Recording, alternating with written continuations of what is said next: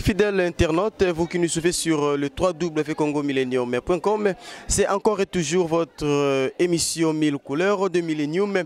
Ensemble avec vous, le lot de Soubekobé Tamamouké, Likambo ya Zododo to whisky, on a Kinshasa et comme une ampleur et à Makassi, ce qui nous étonne, la tranche d'âge ou la catégorie d'âge, Oyo Bazali beaucoup plus visible na pratique to na musala wana ya komilaka Zododo ezali tranche d'âge Ozako Banda de 14 jusqu'à 29. De 14 à 29 ans, Bango Baza plus majoritaire na likambo etali Zododo. Bien sûr, il y a encore de cela au Baza âge élevé, 30, 40, oui, mais la majorité, plutôt dirais-je, ils ont beaucoup plus jeune. On se pose la question de savoir qu'est-ce que fait qu'actuellement jeune bami pesa na komela Zododo, qu'est-ce que fait que jeune bami pesa na whisky, est-ce komela whisky to Zododo wana, et ça n'a pas conséquence na banzoto, na ba vie abatu, est-ce bazo mela yango juste parce que lingi yango to bazo mele yango à cause de la pauvreté. Les questions sont les nôtres, mais les réponses nous les serons d'un point de vue ya bande konangai et ensemble na bino tokoyeba qu'allons-nous dire, qu'allons-nous prendre comme décision pour nos kosunga jeunesse ya Kinshasa et Kende Liboso. Tous nous ndeko azali peni nangai. Bonjour ndeko. Ah bonjour papa nangai. Oui, toso betali solo ya whisky o babenga mingi babwaka bwaka yebisa biso ndenge whisky komi komela na Kinshasa yozumo na ndenge nini malamu mabe zana ben inconvénient to za pena ba avantage. Bon, ndenge whisky za komela na Kinshasa eza penza malamu mingi te na ndenge ba jeune ba komelela ngo. Po whisky ndenge za wana za kilo wa traitement moko boye. Kisi moko traiter pe malade na kati na nzoto ya moto. Po to mona appelle mususu soki mutu asali mutu opération, munga tina ki amela kisi amela whisky pona nini etumba ba pota na kati. Deux ndenge mwana. Eza pe whisky ko mela ontango soki za malili pe soki ezali. Ko mela whisky po chauffer nzoto, mais comme excité, po soki comme excité comme babe. Mais tout mona mo za na moi makasi jeune azuma 2-3 mesures mi whisky ya meli. Bon, wana yaza ko mela ngo pota nsuko zanga makoki, ya ko ta bada ko moi prémisse, habite ko nzela za mukuse, na mela moi 3 babanga po ifisanga moi kweti, na za moi ndio wale babanga ko tela za moi well. Na cadre ya well ngo meli moi 3 mabanga mende whisky za ko mela ngo mingi te, faut mela whisky faut au lieu simanango o meli po epesa pe appétit ya kolia. Normalement eko ko mela quantité ndenge nini vert to ndenge bato ba ko mela kaka clairon na Kinshasa. Whisky ba ko mela na clairon te, po dobi whisky ne dobi whisky ne ba mela ko to za même na whisky ba mela ko mingi na tasse. Tout le monde a verre moko tasse ya moki moi mesure moko meli po epesa appétit ya kolia donc epesa ne dinza libumu po yango isopa ka libumu. Et conseil ni kopesa na bandeko msusu bazo mela whisky nde pona kozwa kwiti. Bon, conseil na opesa bango bazana le trop jeune. Singa na so na bino na déjà mutu moko si na passé déjà 50 ans, mais na kokola na ngande na zaboye. Na kokola na koli boye en tout cas na sala biloko wana te. Mais na opesa conseil na ba jeune ezali nini ke ba mela kango pena souvent ndenge ba omelela ngote. So bazana posa ko mela moi muke pota nsusu azana moi position mende comme excité po excé wana ezako mema tunazela mabe. Et na mtasa ki banditisme akoma kununa poni sa meli whisky siko whisky changer makanisi akoma sala oni soko ko sala. Conseil na opesa pona ba petit na ba omela biloko wana eza ndenge yango wana. Et voilà toujours continuer kolobela toujours likamba whisky tomoni pe ndeko na biso za pembeni azape na moi likambo ya kobakisa soko baluka ndeko otombola mongongo mbote ndeko. Merci papa mbote. Tokuti yo pe ovandi na balabala tomoni na mulangi na maboko yebisa biso pona yo komela whisky ezalaka malamu to ezalaka mabe. Pona komela whisky na ebite il faut le tona na bato o bamela whisky. Nga na préféré na mela chamba o kutinga na maboko o na mela nga chamba. Yo préféré na ntsamba? Chamba makasi pona no chamba yo salsanga makasi. Pona bokoko ntsamba e apportaka nini pa na yo? Chamba ndenge za boye na ko sangisa banzete mo na kacha pona misala makasi to salaka et traiter nga mu Congo par après so na meli yango na zoka pe moi petit ya kolia fufu pe moi pongia bien pona nga na chamba. Bien que yo mela ntsamba sko yo mona ka ndenge nini pona whisky ba avantage ya whisky ezalaka penza nini? Bon, avantage à whisky, ça dépend de toi. Peut-être comme on a noté, avancer raison bien raison cher, moyen à l'an ils étaient et aussi on a noté. Après ça, moi Liban, mi balai, soit encore pendant que et puis ça moi drink. Voilà, c'est ça.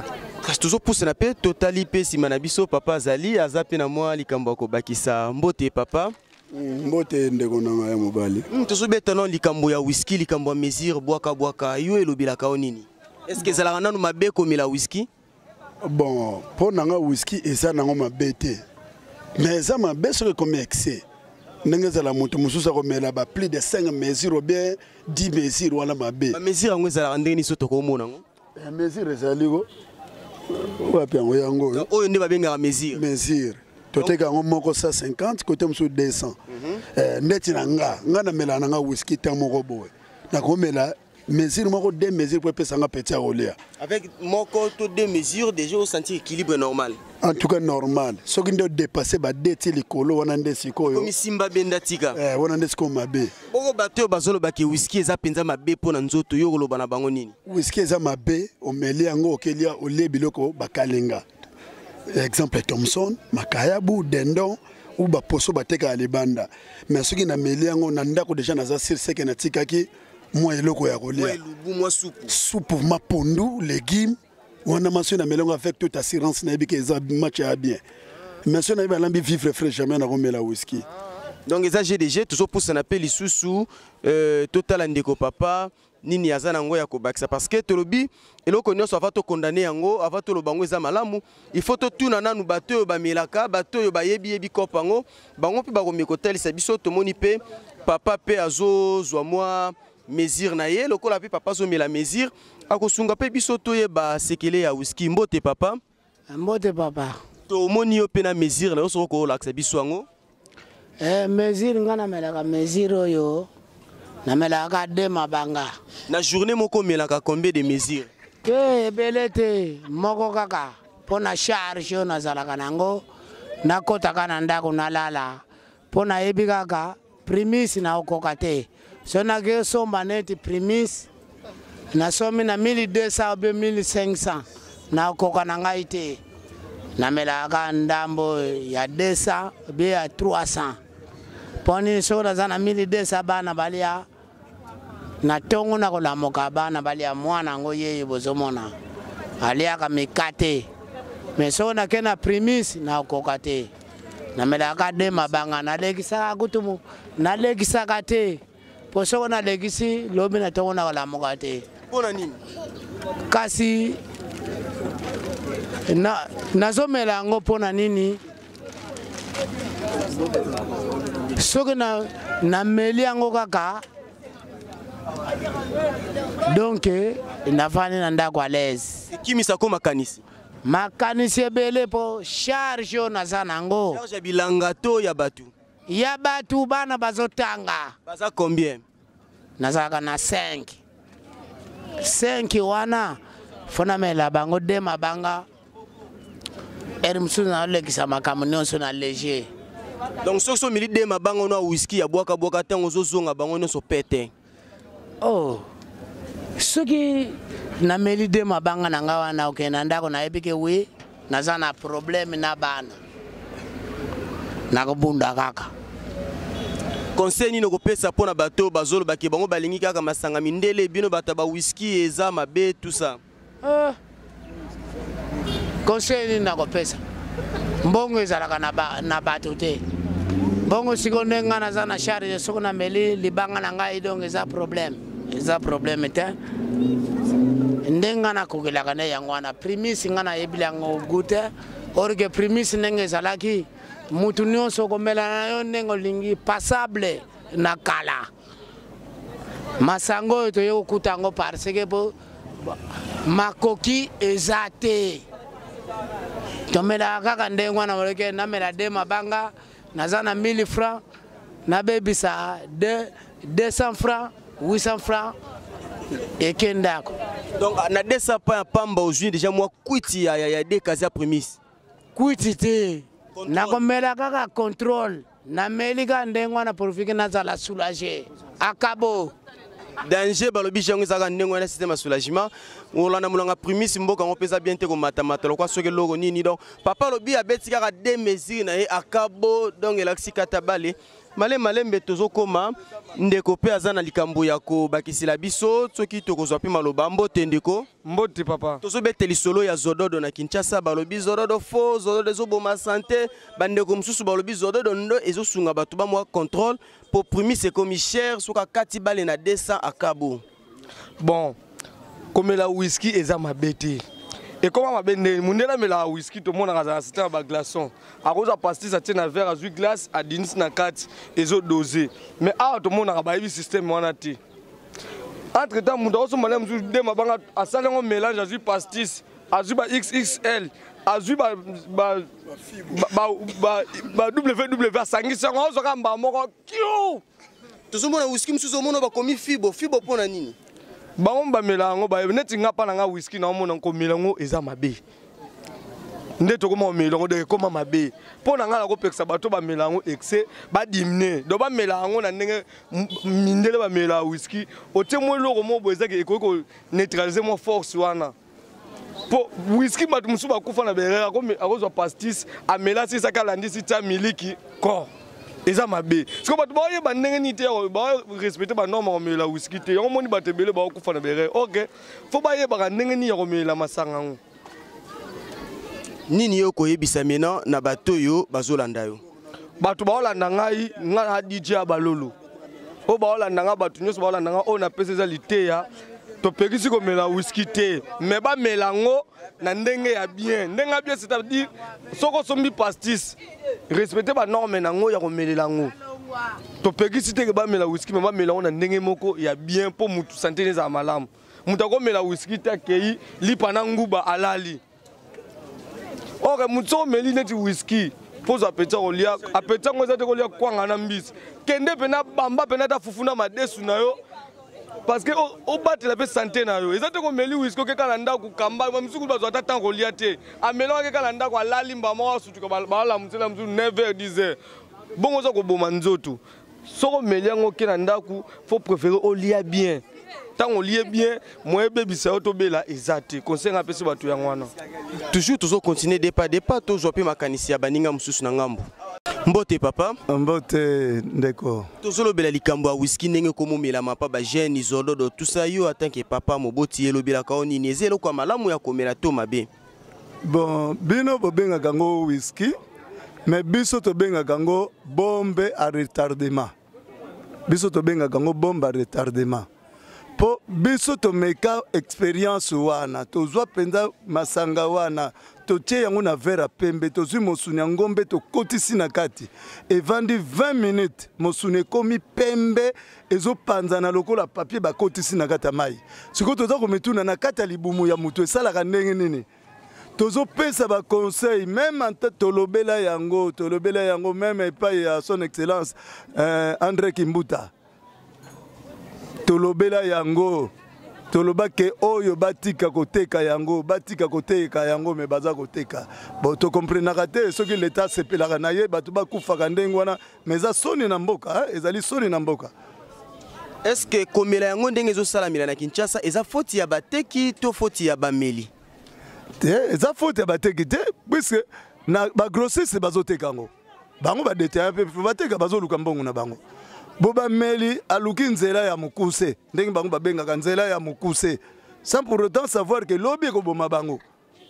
Donc eza malamu eza passe eza mabe ya ba milité mais bateki nde bateki wana il faut babanda ko kanga partir ya mutu ekotaka te. Est-ce que ezomelama kaka po eza ekomi mode de vie to ezomelama à cause de la situation sociale? Situation sociale bazobenga nzela mukuse te.